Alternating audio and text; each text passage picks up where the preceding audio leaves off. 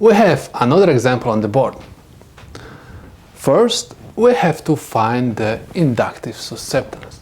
Let's take a look what we have given. We have given inductance and we have given omega. So we can find very easy X of L. So X of L is equal omega L, where omega is equal 2 times 10 to the third radians per second times the inductance 55 millihenries. So X of L is equal 110 ohms and angle always 90 degrees. Please keep in mind that X of L goes always with angle 90 degrees or J if we talk about the rectangular form. Next, we're supposed to find the BL, okay, inductive susceptance. So BL is equal 1 over X of L. So F1 divided by 110 ohms and angle of 90 degrees. So this is equal 9.09 millisiemens and angle of negative 90 degrees. In order to find Y total admittance, we're supposed to simply add conductance and inductive susceptance together. So if Y total is equal G plus BL, where G is equal 3.5 millisiemens plus BL, which is equal 9.09 millisiemens and angle of negative 90 degrees. Everything is equal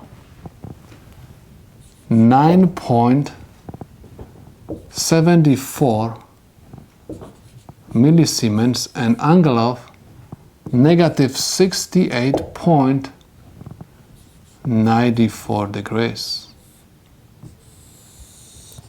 Okay, so this is my total admittance. Next, I'm supposed to find I total. In order to find I total, I'm going to use Ohm's law. I total is equal voltage source over Z total. But someone can say that voltage source is not given. But don't forget that we are working with the parallel circuit, where voltage source is going to be equal voltage across the resistor, and this is also equal to the voltage across the inductor. So this is going to be equal to revolts, of course, peak. So now we can use this formula, but someone is going to say, but we don't have Z total. So please notice that we can rewrite this formula as voltage source over 1 times 1 over Z total, where 1 over Z total is nothing else, just total admittance, right? Y total is equal 1 over Z total. So I can rewrite this formula as voltage source times Y total, where voltage source is equal to revolts and Y total is equal 9.74 millisiemens, an angle of negative 68.94 degrees. Everything is equal to 92.2 milliamps, an angle of negative 68.94 degrees. So this is the total current in my circuit. Next, we're supposed to find the current which goes through the resistor. Okay, so IR is equal voltage across the resistor divided by resistance. As we said before, VR is equal to 30 volts. But someone is going to say that resistance is not given. So we have to do exactly the same procedure like we did with I total. VR over 1 times 1 over R, where 1 over R is equal conductance. Okay, so I can rewrite this formula as VR times G, because 1 over R is equal G, and G is given. So we have VR equals 30 volts times G, which is equal 3.5 millisiemens. Okay, where IR is equal 105 milliamps. Okay, so this is the current which goes through the resistor. Next, we're supposed to find the current which goes through the inductor. Okay, so what we are going to do right now, simply write IL is equal to VL over X of L. We found X of L, so we can plug in into this formula. VL is equal 30 volts over X of L, which is equal to 110 ohms, and angle of 90 degrees.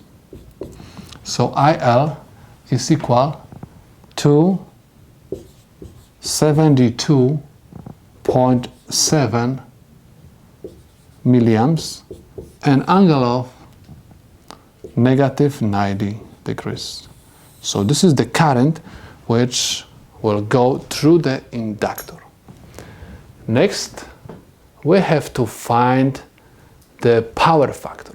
But before we are going to find the power factor, we are going to verify if our answers are correct. So let's just use KCL, Kirchhoff current law, which says that I total is equal to the sum of IR and IL, where IR is equal 105 milliamps plus IL 272.7 milliamps and angle of negative 90 degrees. So this is equal to 92.21 milliamps and angle of negative 68.94 degrees. Okay. Next, we're supposed to compare this answer with the one which we got from the Ohm's law. So we got 292.21 milliamps and the angle, and over here we got 292.2 milliamps. So we can say that these two answers are very close to each other. So it means that we are okay with our calculations so far. Now we are ready to find the power factor. So I have formula, power factor is equal cosine of angle theta.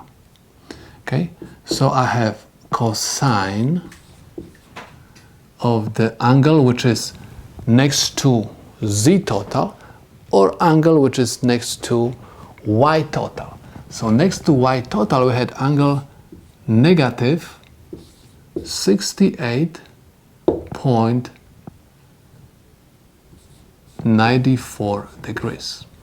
So power factor is equal 0.359, and we're supposed to say lag. Okay. Now we have lag because the current in RL circuit is going to always lag the voltage source. Okay. Someone is going to say, but we have negative sign over here, and you said that anytime we have negative angle, the power factor is going to have always, the word lead. But don't forget that we are using the angle from the total admittance. Okay, if you're using the angle from total admittance, you're supposed to put word lag. If you use the angle from total impedance, you are not going to have negative sign over here, and you're supposed to also put lag. This is very important to remember. So you have to always look at the diagram, and if you have RL circuit, you are going to always put the word lag. Okay, because some books are going to say, oh, because this is negative sign, you're supposed to put lead. But you're supposed to also distinguish the difference between the RL and RC circuit, okay? So we have to use lag even if this is negative sign. This negative sign one more time comes from the angle which is next to Y total. So next we're supposed to find the reactive power. So I have QL is equal 1/2, and I have IL squared times X of L. Please notice that we are using 1/2 because we are dealing with the peak values. Peak values came from the voltage peak which we had given, okay? So I have 1/2, and I have current IL 272.7 milliamps raised to the second power times X of L, which is equal 110 ohms, is equal 4.09 volt amp reactive. Okay, so this is the reactive power in my parallel circuit. Next, we're supposed to find the apparent power. So we have to write the formula first. S is equal 1/2 I total square times Z total. But someone is going to say, but we didn't find Z total. So what we're supposed to do? Just write 1/2 times I total raised to the second power, and instead of Z total, we're supposed to write the reciprocal of Y total, because Z total is equal 1/Y total. So this is equal 1/2 times I total, which is equal 292.2 milliamps raised to the second power times 1/Y total, which is equal 9.74 millisiemens. And everything is equal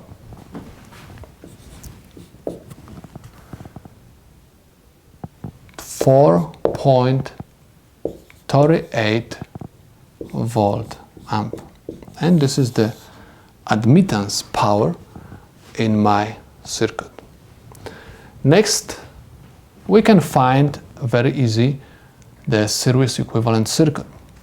So what we're supposed to do first, we're supposed to write Z total, okay, but again, we don't have Z total, so what we're supposed to do, just write that Z total is equal 1/Y total. So what we're supposed to do next? Next, you're supposed to plug in the values of 1/Y total, and Y total is equal 9.74 millisiemens, and angle of negative 68.94 degrees. Now you're supposed to switch your calculators to the rectangular form mode, okay? And you will get your answers right away in rectangular form. Okay, so you're supposed to obtain the answer 36.89 ohms plus J 95.81 ohms, where the real part of my answer is my RS and imaginary part of my answer is X of LS. Next, I'm supposed to find the inductance of the inductor. So in order to do so, I'm supposed to use the formula for the inductive reactance. So if X of L is equal omega L. Because I'm looking for Ls, I have to use X of Ls. If you are going to solve this formula for Ls, you're supposed to obtain Ls is equal X of Ls over omega, where X of Ls we found is equal 95.81 ohms over omega, which is equal 2 times 10 to the third, of course, radians per second. So this is equal 47.9 millihenries. Okay, so we found the inductance. Now we are ready to draw the series equivalent circuit. So I have resistance, I have inductor, right, where Rs is equal 36.89 ohms. So I have 36.89 ohms, and Ls is equal 47.9 millihenries. 47.9 millihenries, and this is, of course, your voltage source, right? So we can say that the problem is solved.